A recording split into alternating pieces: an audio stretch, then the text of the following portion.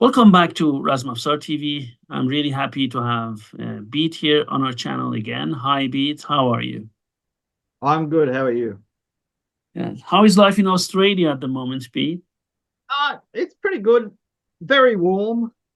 Uh, It's almost 10 o'clock here at night, and it's 27 degrees indoors. oh, God. Yeah, okay. Yeah, Here so is it's like 1 Celsius outside. oh God. Yeah. Well, yeah, we're nothing close to that. We did have a few cold days a couple of weeks ago, but cold for us is 20 degrees. Uh, um, yeah.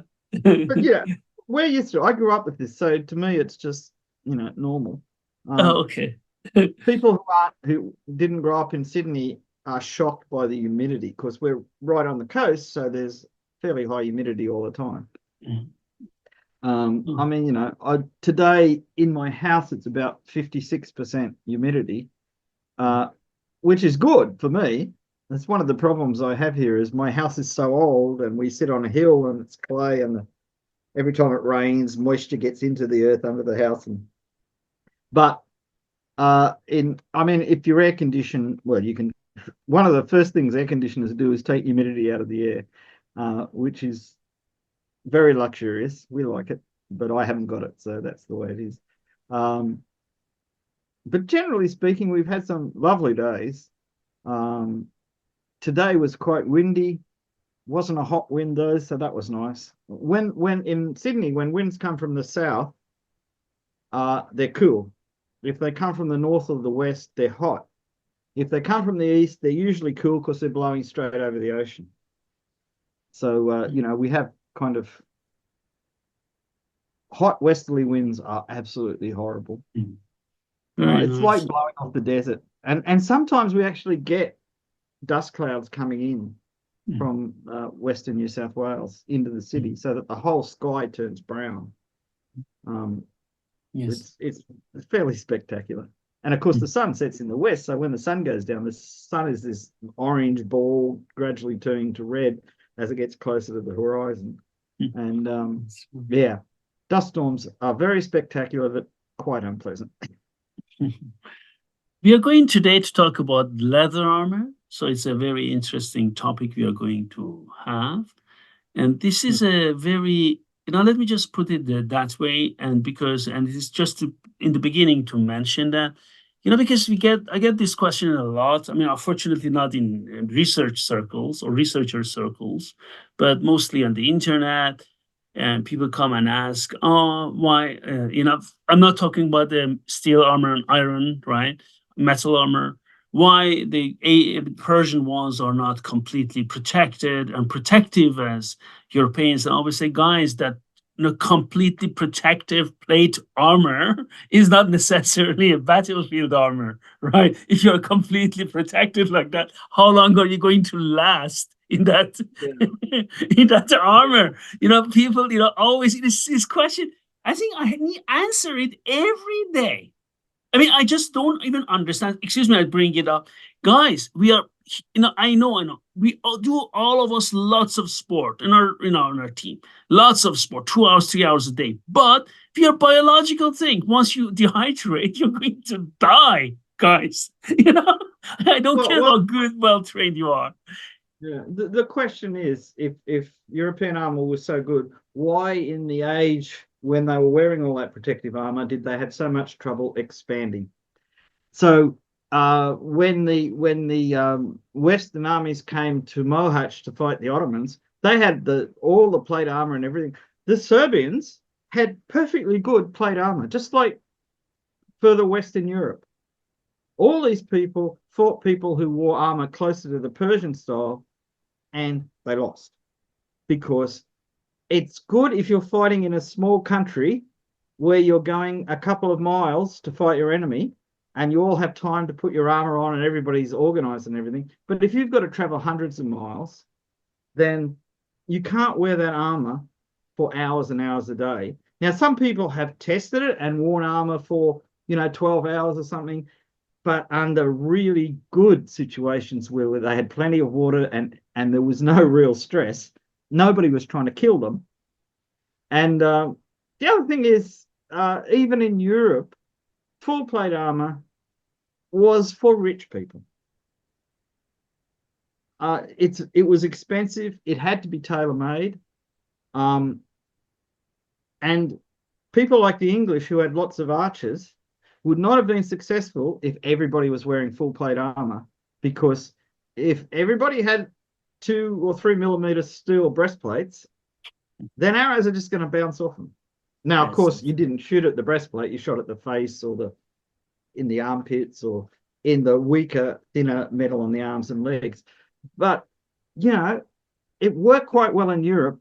But the very heavy plate armor was for rich people or tournaments where rich people were fighting each other and didn't want to wreck each other. And the perfect example of, even with the best armor possible, it can still wreck your life. Henry VIII of England got a number of serious injuries jousting, which ruined his old age and probably gave him, I mean, he got concussions, he got punctures, he got broken bones. He ended up with all kinds of illnesses in his old age, which were the direct result of plate armor not being perfect. Yes, absolutely. So yeah, to me, when I think of it, I look at the comments. Barbero and a few other Italian, and I say Italian in the sense of from Italy, not, there was no Italian state. They were usually acting in the service of the Republic of Venice or the Holy Roman Empire, who were sent as ambassadors to Iran during the time of the Koyunlu and the early Safavid period, like in the rule of Shah Ismail. Yeah. And when you look at their comments, they comment the armor isn't as strong as in Europe. They also point out that the armies move a lot faster. Yeah. And the armies were a lot bigger because you didn't have to have everybody or have all your elite wearing full plate armor. And the kind of armor used in Iran and Turkey and northern India was sufficient that with a bit of skill, you could keep yourself alive. But there's always a trade-off point. How much do you want to invest in protecting yourself? And how much do you want to be flexible enough to actually attack effectively? Yes. Okay, Pete, today what we are going to do is, first of all, before we go ahead, we're going to talk about leather armor. So, first of all, a very general question. Advantages, disadvantages of a leather armor compared to advantages and disadvantages of steel armor. But then again, let's stick to Persian, right? Because if you just, we are not comparing different things, right? Let's say I'm a Persian guy, and what do I want to wear, steel or leather? Let's just stick to one culture. This makes it easier. Yeah, well, I think in Iran in general, up until the Seljuk times, so when the Seljuks started to conquer Iran, at least from the Sasanian period and probably earlier, mail was the most common form of armor. So steel armor was really common. They were probably also using other things, because people who wear mail often have extra bits for different purposes to protect against certain kinds of weapons. But we know that mail was very popular. All the rock reliefs of the early Sasanian period show people in mail armor. Sometimes they have laminated armor on their legs or their arms, which was common among the Parthians too. Now, by laminated, I mean lamina, like strips of armor forming bands going up their arms or down their legs or sometimes around their body. Like the most complete version of that would be something like the Roman lorica segmentata, which is a form of laminated armor. Yes. So they're still flexible, but they've got a lot of protection. When the Seljuks came in, see, normally what was happening up until the stage of the Seljuks, see, among the Abbasid caliphs, they were recruiting Turkish slaves, by which I mean they would be sold boys 8 to 10 to 12 as Mm. slaves.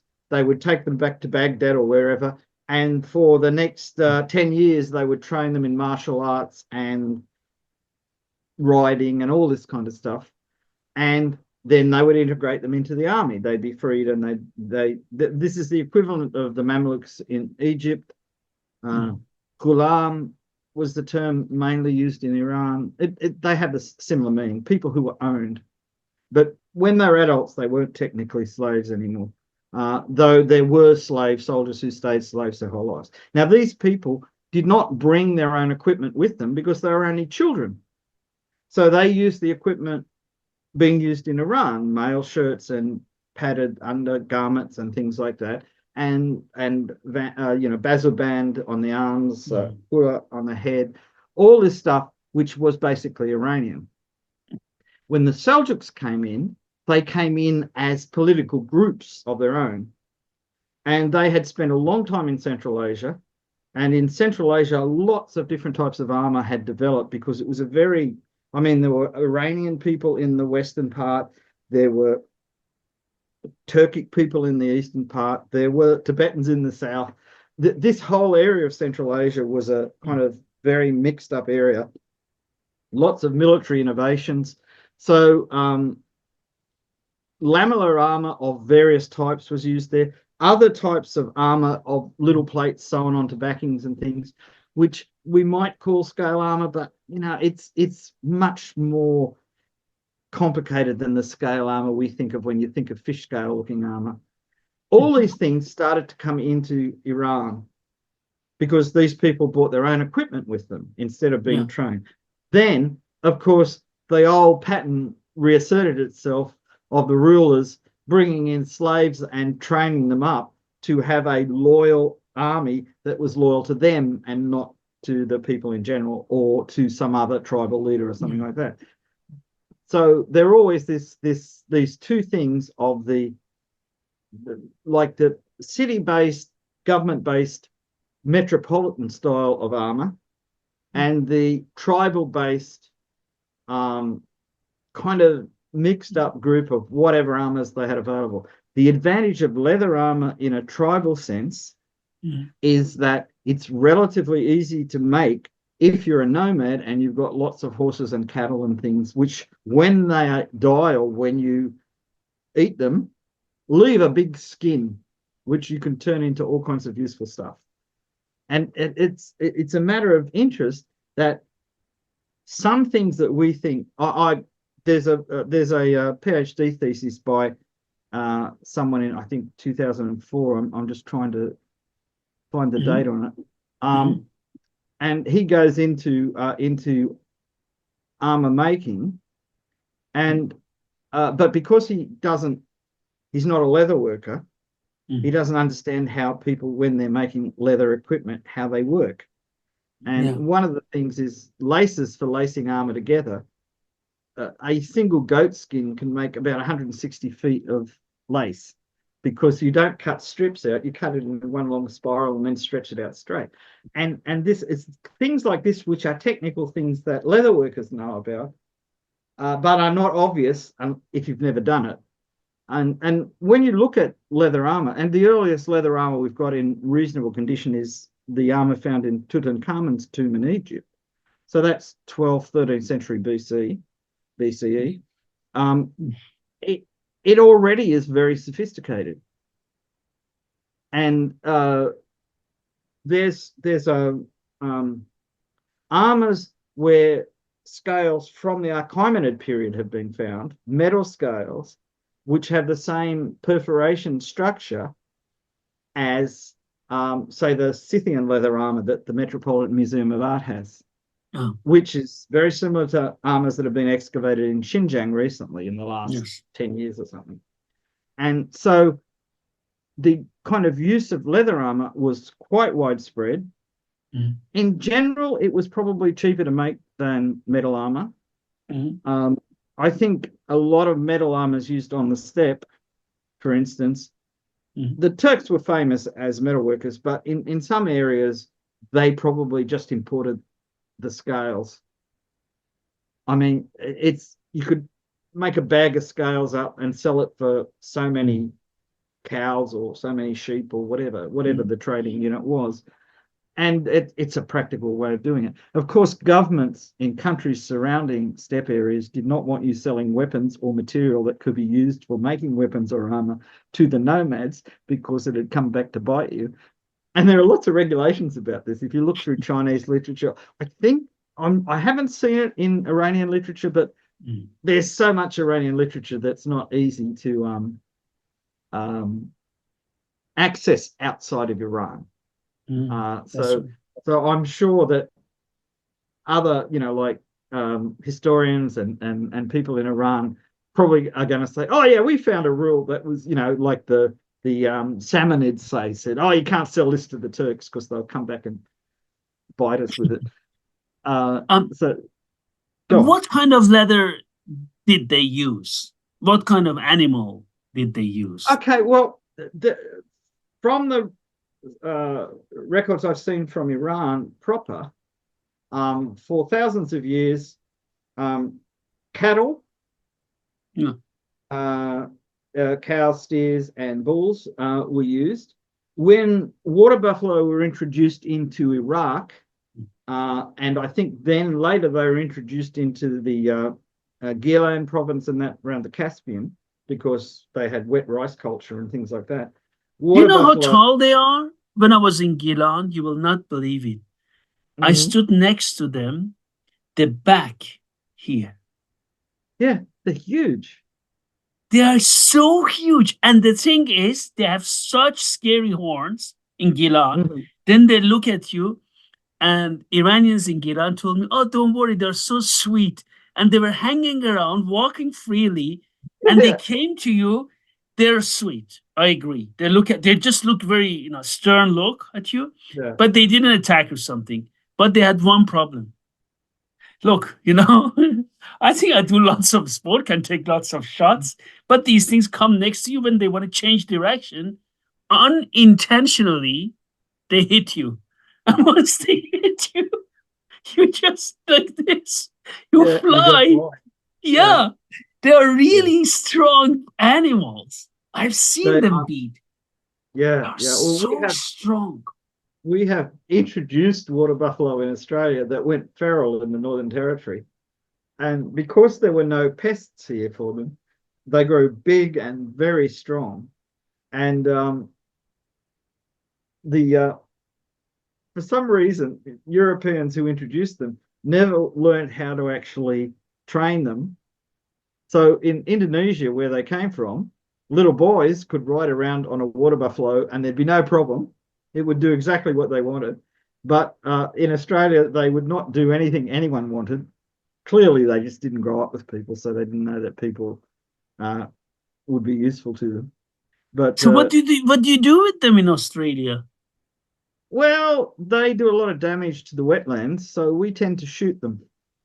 Um, there's a there is a the water buffalo meat industry in Australia is mainly from ones that are grown on farms rather than wild ones. But a lot of people hunt them in the Northern Territory because it's very exciting because they're quite smart and they can be very dangerous. So and they're very hard to stop just with a bullet. They're quite prepared to get shot and keep coming and trample you into the ground and then die. Um, so yeah, they're a bit on the overpowered scale of animals, But is it but like edible or something? oh yeah, it tastes beautiful. Okay. It's rich. It's a rich meat.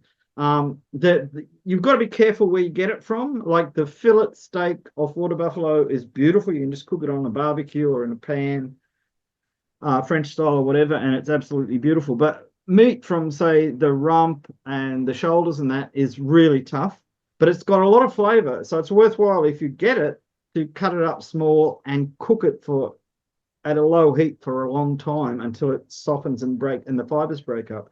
And then you get this really superb, rich stew. Mm. So not wasted. And the horns are, of course, perfect for making the bellies of bows out of. Um, Yeah. I've seen some massive horns here. I occasionally bought them. They'd turn up at like markets and that, and people would say, "Oh yeah, my dad went hunting and he brought this home, and we want to get rid of it now."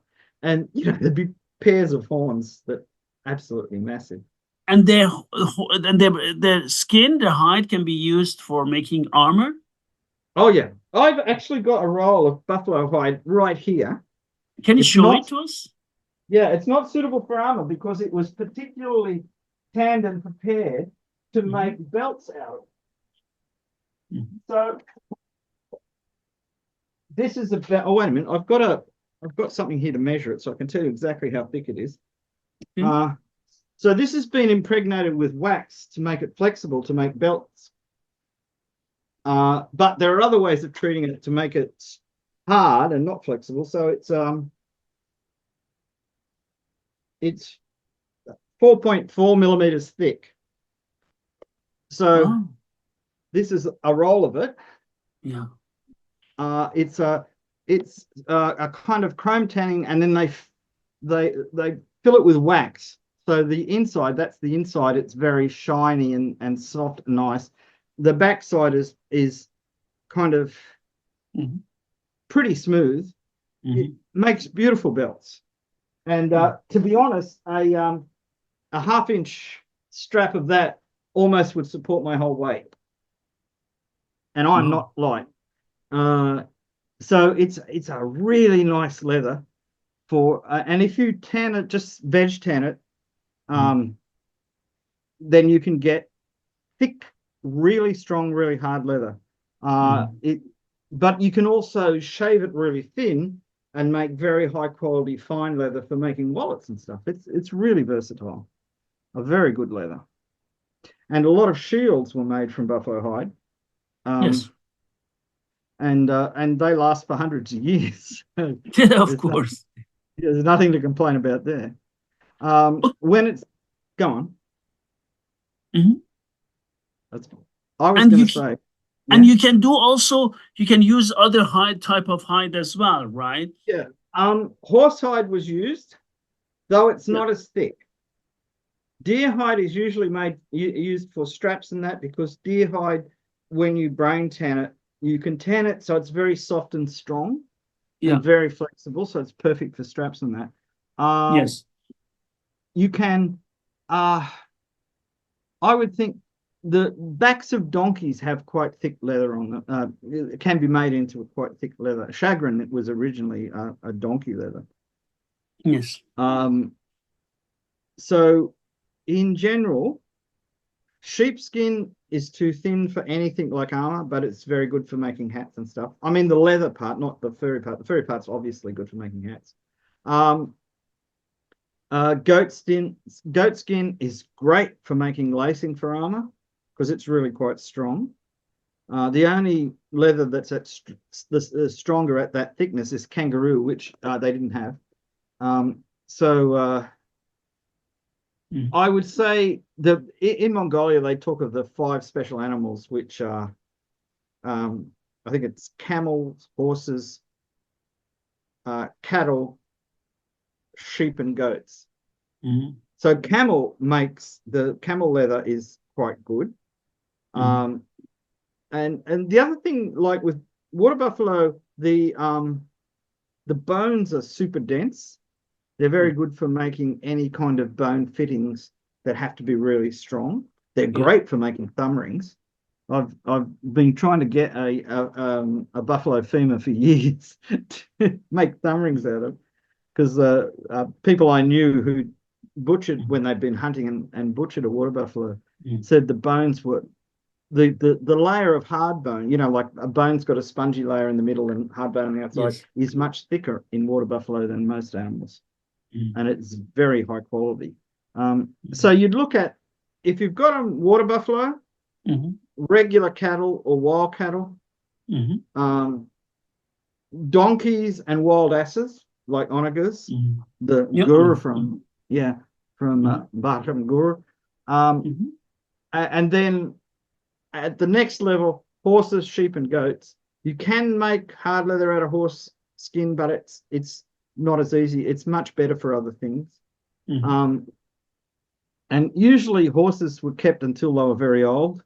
Mhm. Like with a cow or a bull or something, they were killed much younger, and Mm. unless they were the family farm Mm. animal that's pulling the plow and that, Yeah. because they'd be killed for meat or whatever. Whereas horses, even in cultures that ate horses, Mm. the bigger, healthier Mm. horses were kept alive because they rode them and they were more useful. Uh, and a lot of cultures didn't eat horses for various reasons. Mm. Um, it wasn't to do with taste or anything. It's usually a religious thing. Yeah. So, Of course. and in fact, there's a divide in Europe between the north and the south. In Northern Europe, they didn't eat horse, with the exception of France and Belgium, because when Christianity went there, the previous religion sacrificed horses to their gods. And therefore, when they converted to Christianity, they didn't want them to pretend that they were just being Christians and still have horse sacrifices. So you can't eat horses. In, say, in the Mediterranean area, people didn't eat horse. So there's no prohibition. And in certain parts of Italy, like donkey was used to be added to sausages because it increased the flavor and whatever. So, and when I say this about the horse sacrifices and that, I'm just repeating something I've read in a history. I haven't seen the first sources of that, whether there's a church thing, a life of a saint or something saying, oh, when we Mhm. went there, we didn't want that to happen. I think most of it comes from stuff from Charlemagne's reign, talking about when he decided to either kill or convert the Saxons. Mhm. He killed a lot of them. Yeah. But so some of these things are real, and some of them are kind of like propaganda, where let's make these people out to be barbarians. Uh, it's I That's don't right. want to. Yeah, yeah. We got Okay. sometimes you got to be realistic about these things. And elephant armor, Asian elephant armor as well, right? Oh yeah, elephant is well, rhinoceros too. I've got a shield here made Oh, from rhinoceros. rhinoceros, I forgot. Yeah, of Yeah, course. yeah. So elephant and rhinoceros. I think the gal, the big wild bull that, and obviously cows that roam in India. I think that also produces good arm. There's a wild bull-like animal that lived up in the Caspian area, Yeah. which remember when we were doing one of the archery translations, they mentioned it either as a source of horn or sinew or Yeah. something like that. That also had particularly thick skin that, when tanned as leather, was really Yeah. resistant to True. weapons. True. I don't remember the name, to be honest. But Now, it's yeah, they something that talked about Persia it. is This Garvi mountain. What's the word for mountain in Farsi? ku, Gave Kuhi, I think. Yeah, Gavi Iku or No, uh, no, Gave Kuhi, you need to say. Gave Kuhi. okay. Yeah. So That's yeah, that interesting. was the one. Yeah. So the mountain ox or whatever, it was considered to be quite useful for making equipment from, but also quite dangerous to hunt. So Yeah. so Mm. there was a range of animals, and you really basically looking thick-skinned animals. Often you could make armor out of thin-skinned animals. Could you Not so. tell us then what happens then? You get a piece of leather, and how do you process it? Can you just tell us Okay. about the processing of it? All right. There are three main ways that leather is processed in the past. The first one is you stretch the skin out, dry it, scrape off all the meat and tissue Mm. and everything, and then let it dry. Yes. Um, and that's rawhide. So there's no chemical treatment at all. Now, this is the outside of an animal Yeah. made from raw. This is what rawhide looks like. Mm. It's quite pale. Um, as you can hear, it's really stiff. Uh, I can see the light glowing through it like you would through a thick sheet of paper. Mhm. So as it is, just like that, rawhide is fairly cut resistant. Um, if that's very thin, again, I'll measure the thickness, because this is, I think, a small calf or a goat or something like that. I think this is only about a millimeter or so. On the edge, it's about 1.25 millimeters. Mm. if you glue two layers of this together, just Mm. say using animal glue, Yes. um, it would be very hard to stab a knife through them. You could shoot an arrow through them with the right shaped arrowhead, but if you had that as a bazoo or something, and someone just tried to cut you with a knife, it wouldn't cut through.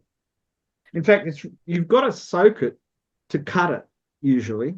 I mean, you can cut it with, mechanical things, but Mm. or shears. It's really good with shears, but just with a knife, it's very hard to cut. What about So concussion weapons? Can they protect you against concussions?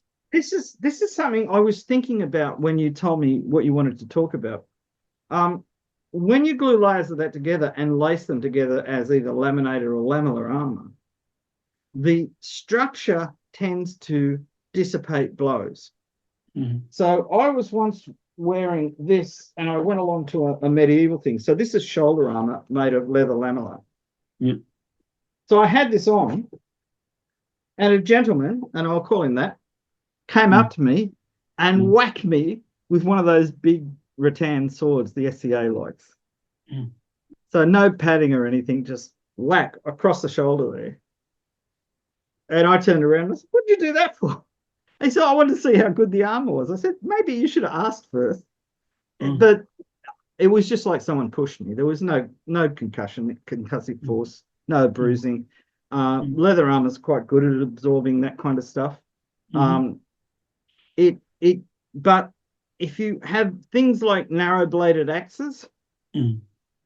I Mm. think it would not stop them very well. Now we've tried with that. That's rawhide, right? So it's basically Yes. untreated. You can glue layers of that together with animal glue, and it forms itself into something like this.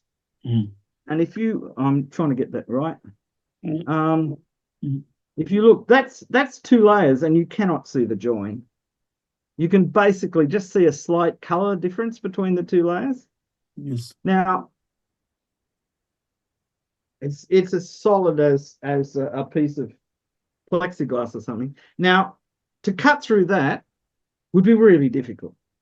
Yes. Absolutely. A very heavy bow might be able to puncture it. Mm. I'm not going to test it because it's a few hundred years old and I quite like it. Mhm. But that's just two sheets of rhinoceros hide um, Mm. glued together in a mold when they were wet. And the pressure Mm. keeps it all together in the right shape. When it's dry, it Yeah. takes whatever shape it was pressed into. It's Mm. good stuff. You can make actually like Mm. char ironer. Yes. There are surviving char ironer made Yes. from glued up rawhide, Yes. and belonging to important people like shahs and Yes. Yes. sultans Absolutely. and Absolutely. maharajas and whatnot. So it Absolutely. was it was really good personal protection. The kind of bouncy flex it has absorbs a lot of concussive energy. Um, as I say, narrow bladed axes, picks like crow's beaks and that, they would get through it.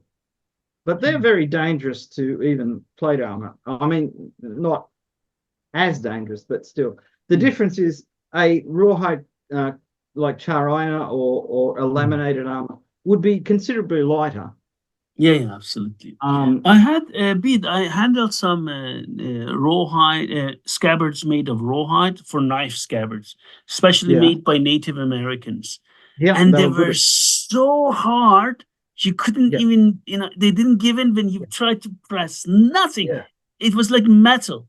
How did they yeah. make it? Well, you wet the rawhide before you cut it and sew it. When it's wet, it'll cut easily and precisely.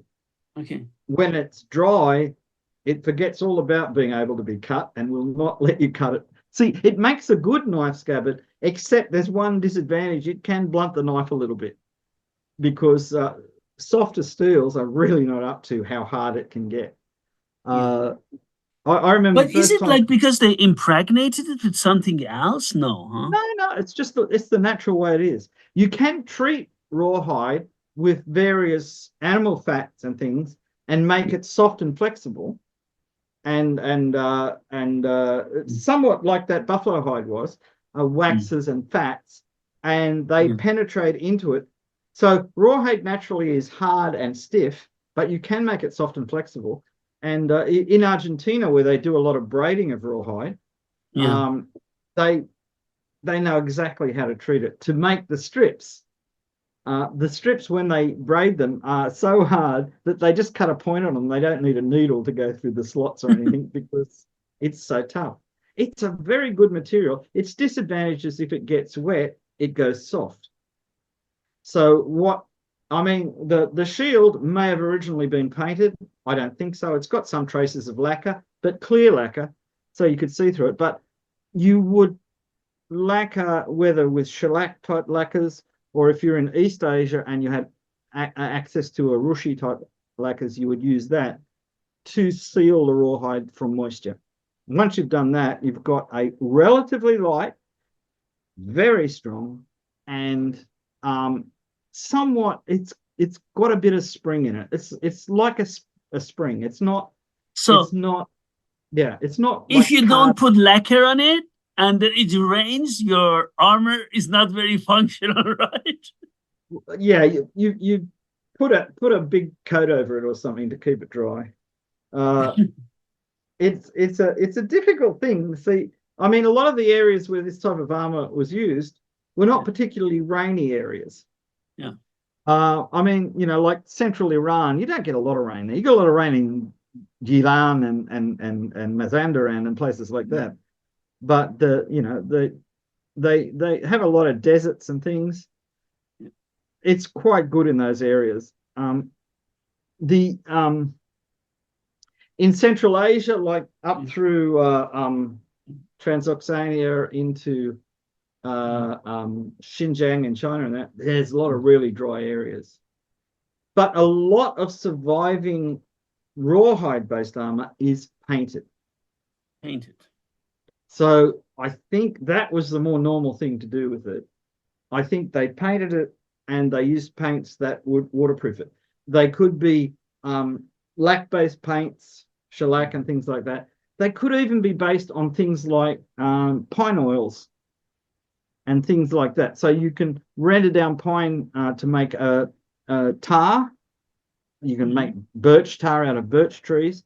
And this can then be painted on rawhide Mm-hmm. when it's hot, because it doesn't, it's not a real paint. It's a viscous liquid. You paint it on when it's hot, and that will completely seal the rawhide against Mm-hmm. moisture.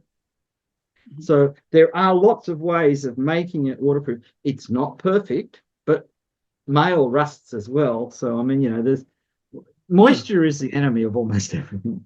No, of Uh, course, mail rust as well. Yeah, of course. yeah. Miros as well. Have you done, I know that we had here on this channel a very beautiful armor made by you, like an Ilkhanid style armor. And you also, I remember some years ago, you showed me also pictures of an yellow colored Oh armor. yeah, yeah. That belonged to a. Do you We remember that? Yeah. Several friends and I got together and made an armor to match ones from one of the great Shah Namaz of the Ilkhanid period, where they Yeah. had scales and yellow scales and yellow scales and blue scales to form a checkerboard on the armor. What happened And to that armor? oh, it's still the friend I helped make it. He still has it hanging in his house. It's a really nice armor.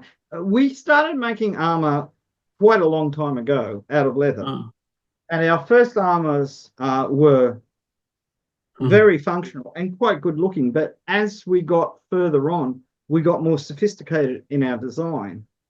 And so the last armors we made are the easiest to put on and wear, and the easiest to store. We always made them so they would collapse down to the height of one row of scales, um, which is very good for transporting them. mm, And we always see, if you just take we'll go on to the next tanning method, which is called vegetable tanning, where you use yes, things like oat galls and whatever yes, to produce a liquid to soak the leather in, which it converts the leather into, well, it converts the hide into leather. yes. Now, veg tan leather, which is what these are made out of, Mm, Um, it just by being dyed, it becomes quite stiff. Now, if you cut that with the sword, it would make a groove in it, but it wouldn't cut through. Um, Mm. Certain types of arrows would go through, others would just, like if you shot that with a really sharp broadhead, the sharpness might cut through one layer. But there's a certain type of arrowhead that's really good for penetrating this kind of stuff. So that Mm. there were technical solutions to the problems. But so this is roundabout. Let me. Mm. So that's 4.25 millimeters thick. When it started out, it was about 5, but in the process of dyeing, it shrank, and that Yeah. compressed the fibers, and that's why it's actually stronger than the original leather. Um, Mm. so that's quite an effective type of leather. If you have tanneries, Mm. see, that's not as susceptible to moisture. If it gets wet, Yeah. it gets a bit softer, but when it dries out, it goes back to what it was before. Whereas with the rawhide, it might dry in a different shape, or it might start to rot or whatever. Mm. That stuff is much more Yeah. resilient in terms of reacting to climate problems like moisture. If it Yeah. gets really dry, and I mean like you've been in the desert for a couple of months, Yeah. it may get tricky. But I've never seen it get that dry. So that's really quite an effective way of making armor. Mm. Again, dyeing and painting is a good thing. Yeah. Um, Leather dyes tend to have things in them that kill a lot of bacteria. Not on purpose, it's just the way they act. Mm. And the dyeing process hardens the leather, or that was our experience. We didn't intend to harden the leather with dyeing, Mm. but it turned out it did. So you could bring it up on a par with the rawhide. Uh, there were further ways you could harden it further with heat, which I tried out a few years ago. Mm.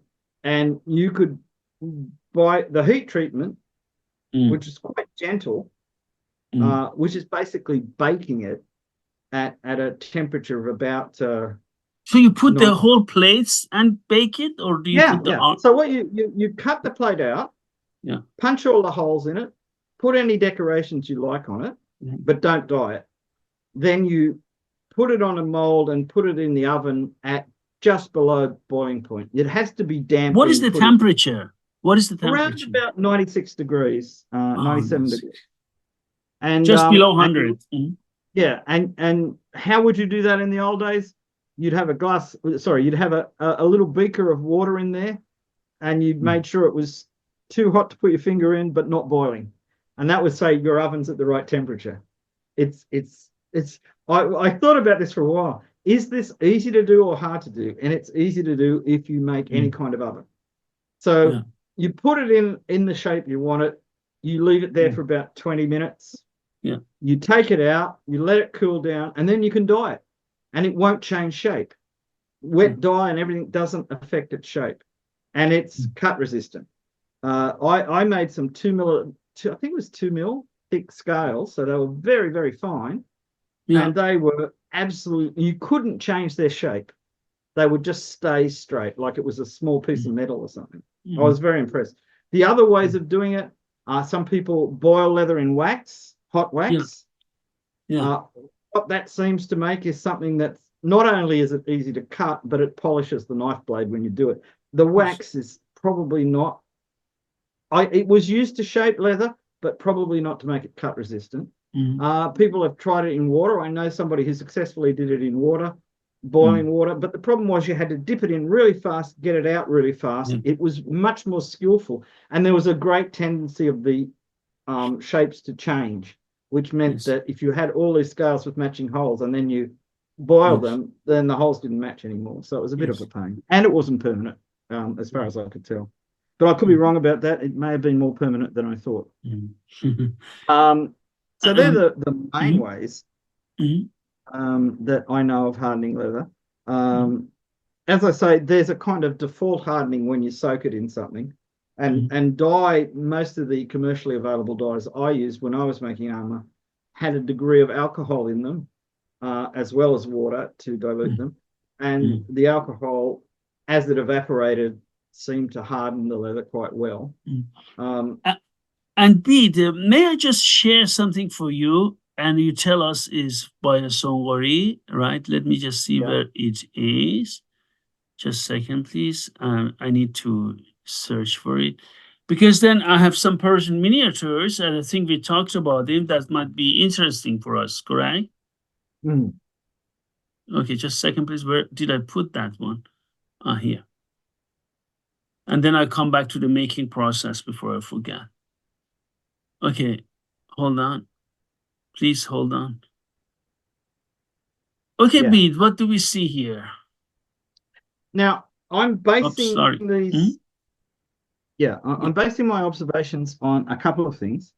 One of them is there are a number of leather armors in the Metropolitan Museum of Art that came from Tibet, and they are painted and decorated somewhat in the style of the gold parts of the armors here. Now, I'm pretty certain that the helmets are probably gilded iron, not gilded leather, because the shapes of the helmets are what you'd expect for an iron helmet. But the armor could well be gilded leather. There's some traces of what appears to be horizontal lacing, putting the strips together. Now, bear in mind, it's a painting. It's a painting. This is a late Timurid painting.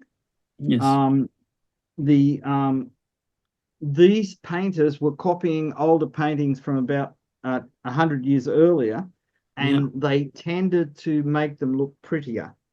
So sometimes things are more organized and straightforward than you would expect. But on the other hand, there's a lot of things that are really accurate.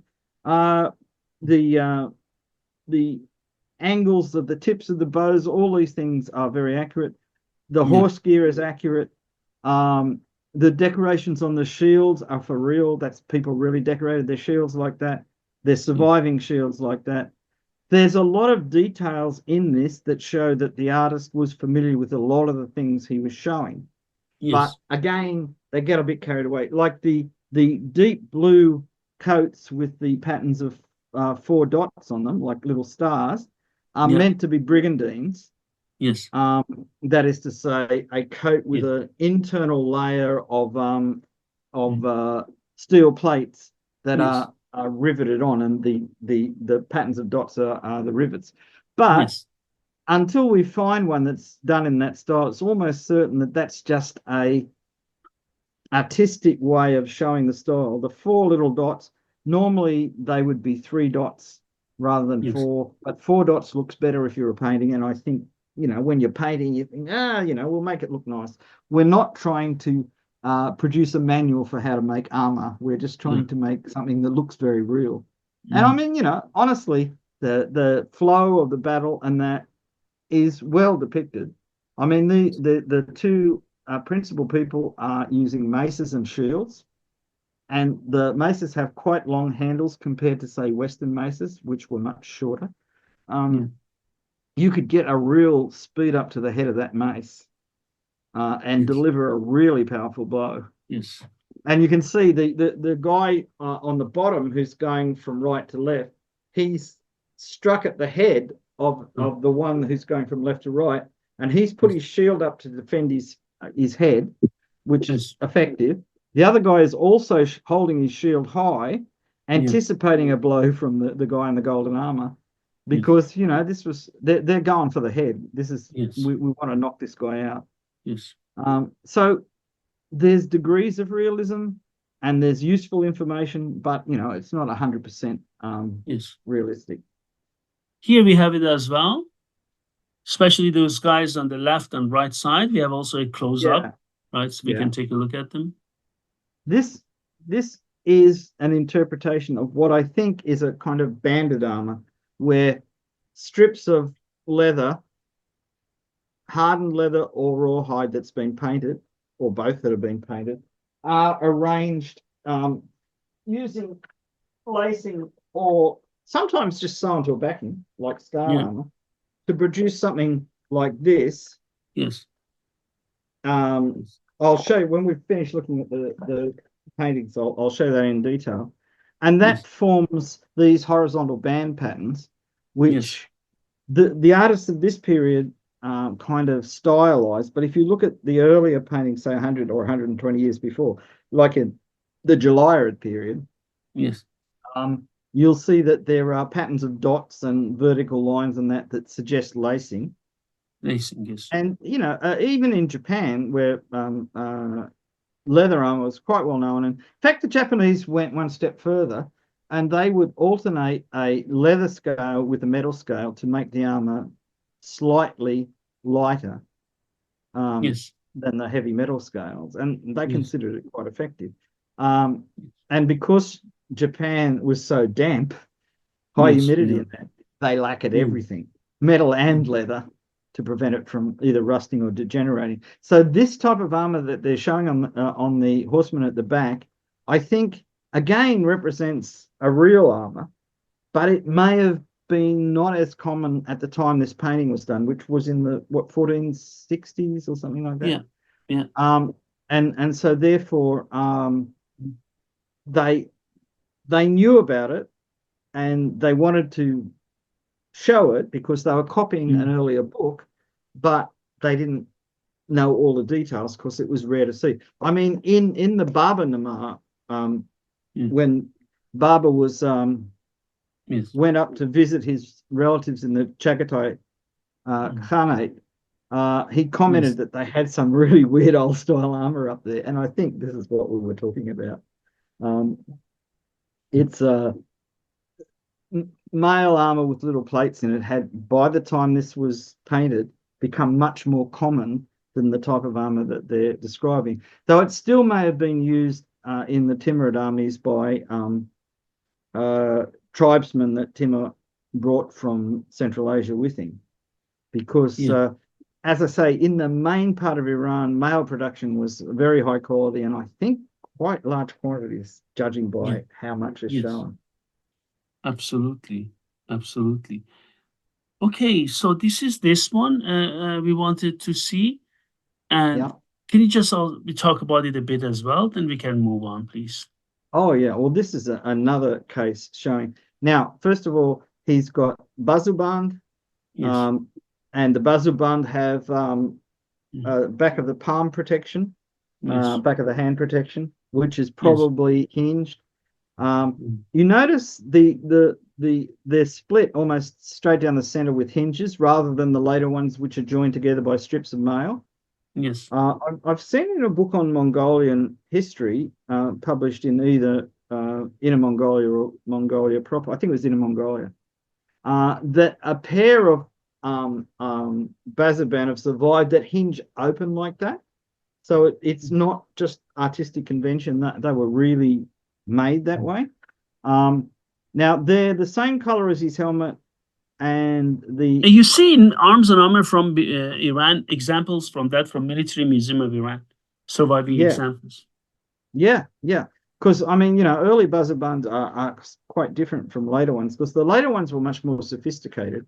Yeah. And I think, they also, I think they'd worked out which bits are more important to protect. You notice that that kind of bazuband, and you can see it in the hole painting on the side, Mm. actually comes all the way down the inside of the arm with a Yeah. little gap.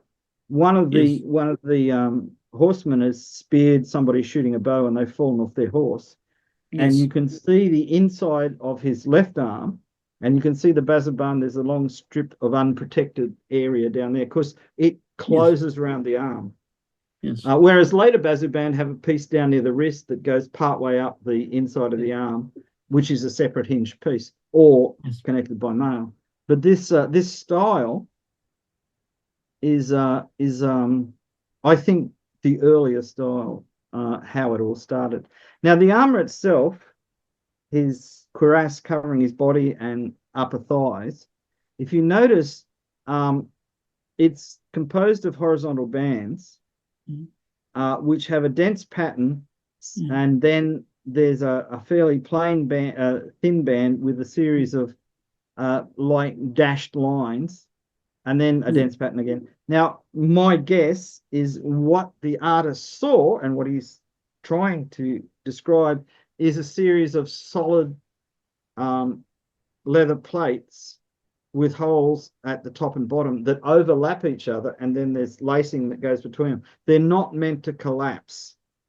This is probably quite rigid, but I'm not sure that many armors were made that way, because the armors that are meant to slide the rows to slide past each other, whether they are attached to scales to a backing or laminate a lamellar where the lacing holds the parts together, I think they're more functional. mm, I think they're easier to move around in. Whereas an armor that's fairly rigid, and bear in mind, if that is rigidly laced, it's not going all the way up to his armpits and all the way up like that, because he couldn't move his arms. So I mm, think that the artist had access to patterns made from an earlier manuscript, mm, and he basically imagined the filling.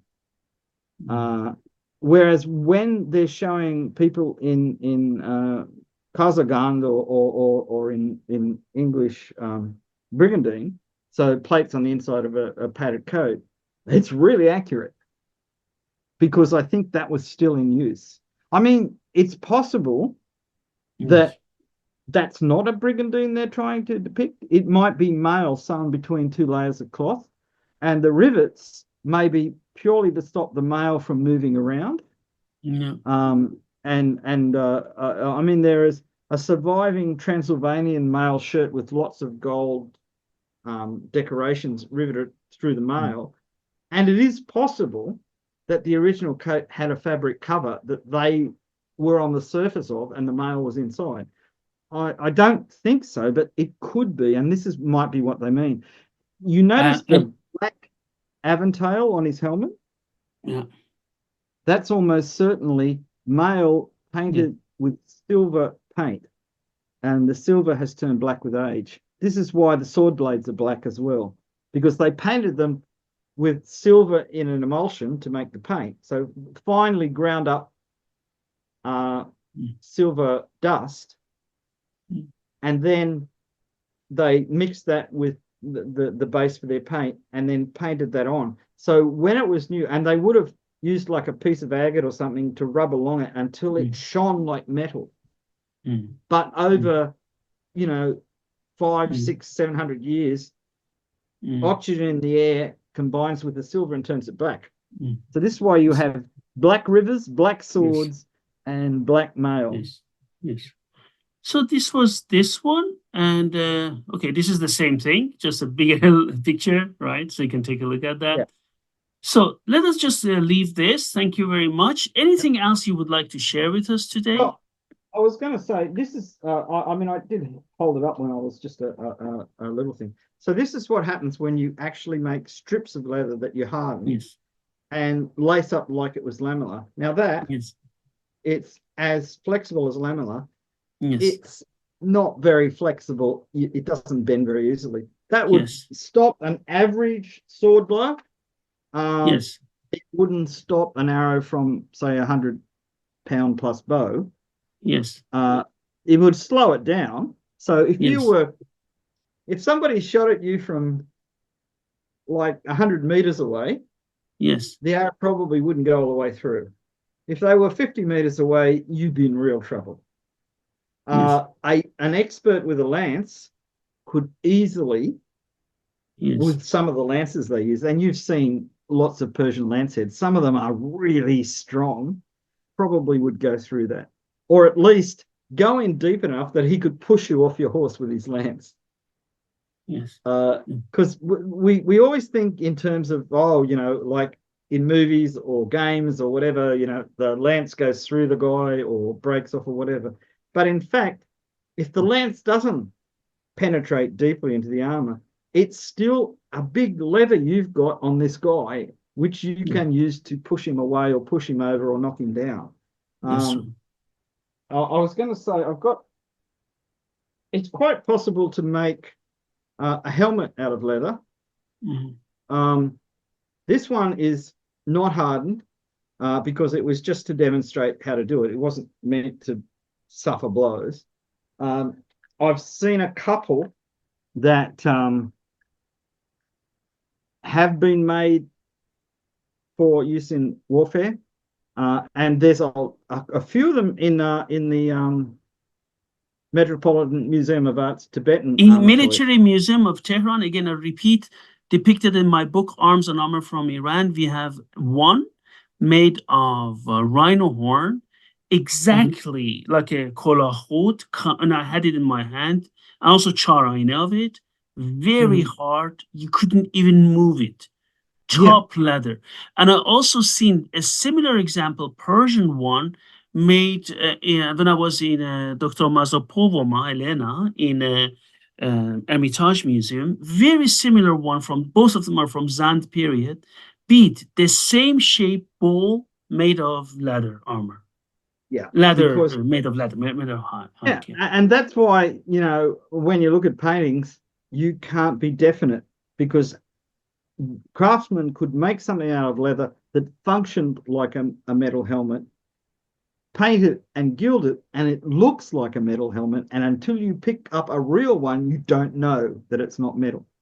Yes. And so a painting is an indicator of what's being used, but it's not proof And because many, and unfortunately, many people who are only in reenactment and they don't, use them or fight with them. I remember a very famed reenactor some years ago because they also don't go to museums. They don't have the real collection of antiques in their hand. Oh, leather is not fit. You can never make a solid helmet, but that helmet was as yeah, yeah. solid as anything else. Yeah, well, the reason I bought the rawhide was I wanted to make a rawhide helmet of layers, Excellent. and I have to make a form for it to fit over to dry. Yes. Um, but I am confident that even thin rawhide, if it's glued in layers, because um, hide glue is essentially rawhide that's been heated and melted and dissolved, and the collagen in it has formed the glue. So when you glue two pieces of rawhide together with hide glue, the structure of the glue is almost identical to the rawhide underneath. So they bond together really well. This is why something like this rhino hide shield, um, it's it's just like a single piece.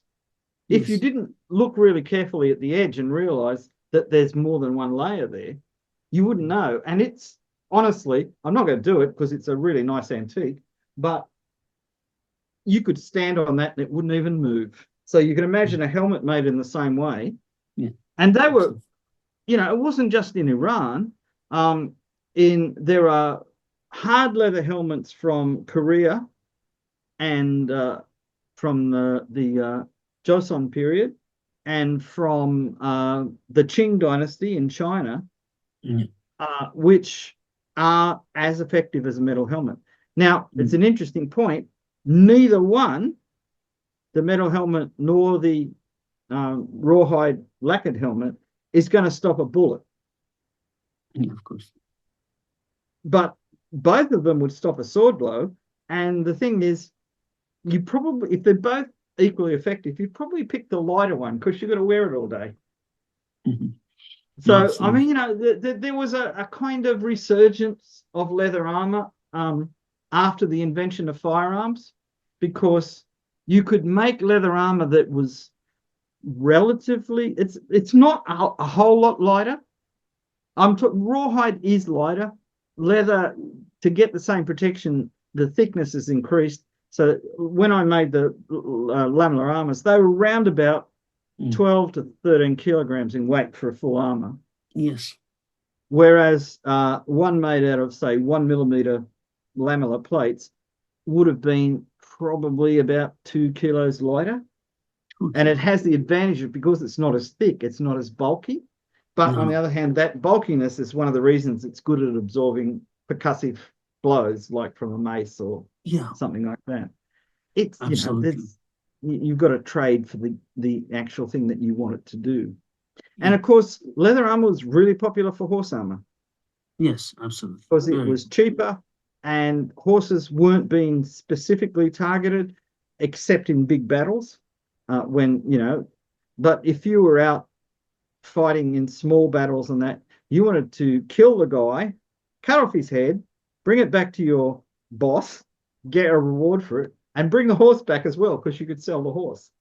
So there's again the Baba Namar, which is talking about what was going on before he invaded Afghanistan. There's an account of a guy that rides back into camp, and he said, "Oh, while I was out riding, I saw this guy. He wasn't one of us, so I killed him. I've cut off his head. Here it is, and here's his horse and his armor. Because if you're not one of us, you're the enemy. So we're going to kill you."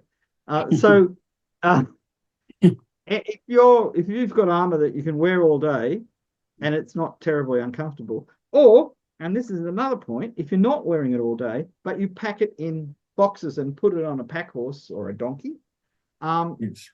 the lighter it is, the faster you can move. If Yes, you, that's right. I mean, European knights didn't ride around in their armor all the time when they were on campaign. Yes. Uh, Usually they didn't fully armor up until they knew there was going to be a battle, or if Yes. they were acting as escorts to the army or something like that, where they anticipated they could be attacked. So the Yes. rest of the time, it was in boxes in carts. Yes. That's So, the heavier it was, the harder it was to move everything around. yes. And in fact, one of the comments I remember reading on a history of firearms about why big musket armies were not common in Iran at the same time as they were common in Europe, is that in Europe you march from one town to the next in a day, and there's food and there's water and you've got no problems. But in Iran, you could march for 10 days and not see another well. So you got to carry everything with you.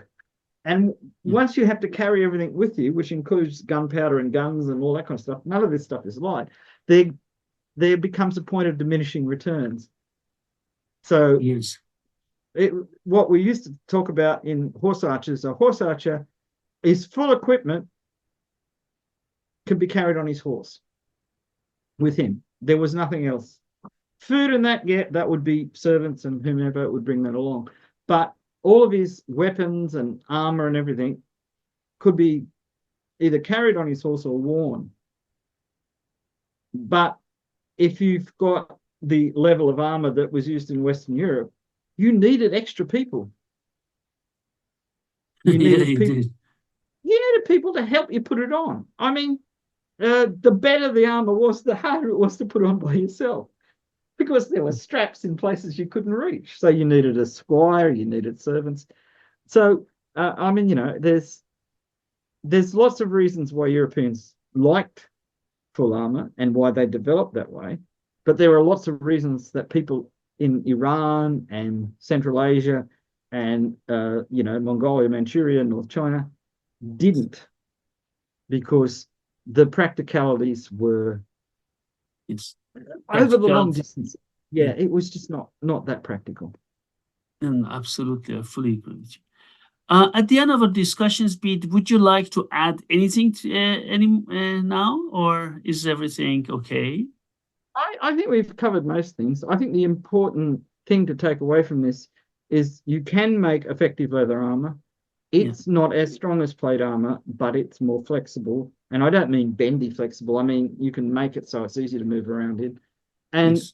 once firearms are introduced, no armor is going to defend you against firearms Yes. effectively. I mean, some of it was really good, but the better it was, the heavier it was. And there became a point of diminishing returns. If your armor gets too heavy, you can't go any long distances. So therefore, you're very good at defending your town and your village, but you're useless 200 miles away. Yes, you're going to die of dehydration. Oh, yeah. Yes. Thank you very much, Pete. It was lovely having you on board today. Yeah. And see you soon, hopefully. Thank you. Yeah. Bye-bye.